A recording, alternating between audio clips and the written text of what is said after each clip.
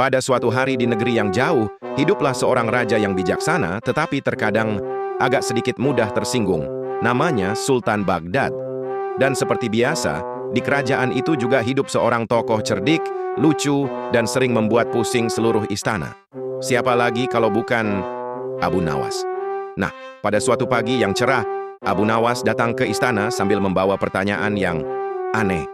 "Tuanku Sultan," katanya dengan hormat, tapi dengan senyum jahil di sudut bibirnya.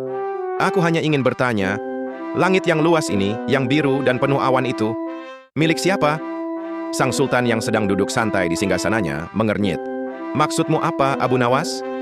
"Ya," kata Abu Nawas. "Langit itu, apakah milik raja, atau milik rakyat, atau mungkin milik burung-burung?" Raja tertawa kecil. "Tentu saja langit itu milik Allah, Abu Nawas. Jangan bertanya yang aneh-aneh." Tapi Abu Nawas belum selesai. "Kalau begitu," lanjutnya dengan nada lugu, "mengapa istana melarang rakyat menerbangkan layang-layang di dekat tembok kerajaan? Bukankah mereka hanya sedang bermain di langit yang bukan milik siapa-siapa?" Sang Sultan mulai merasa ada yang janggal di balik pertanyaan ini. "Layang-layang mengganggu pemandangan istana," jawab wazir kerajaan yang duduk di sampingnya. "Tapi layang-layang tidak pernah mencuri istana," balas Abu Nawas cepat. "Ia hanya menari di udara, dan udara, seperti kata tuanku, juga milik Allah, bukan?" Sang Sultan mulai jengkel. "Apa maksudmu sebenarnya, Abu Nawas?" Dengan wajah penuh kepolosan yang disusun rapi, Abu Nawas berkata, "Begini tuanku, kalau langit milik Allah, tanah milik Allah, udara milik Allah, maka saya bertanya dengan sangat sopan."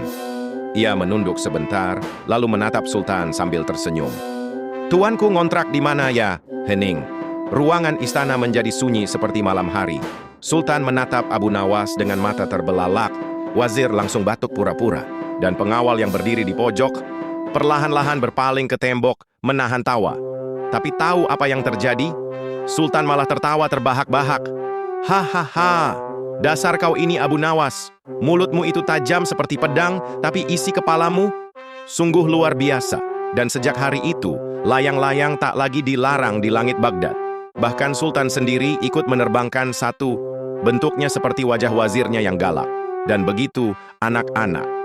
Jika suatu hari kalian melihat langit yang luas, jangan lupakan satu hal penting. Langit tidak bisa dimiliki, tapi bisa dinikmati oleh siapapun yang pandai bersyukur." Dan Abu Nawas, seperti biasa, pulang sambil tersenyum, menatap langit yang tak pernah bisa dipenjara oleh tembok istana manapun. Jangan lupa like dan subscribe channel ini untuk mengikuti cerita berikutnya.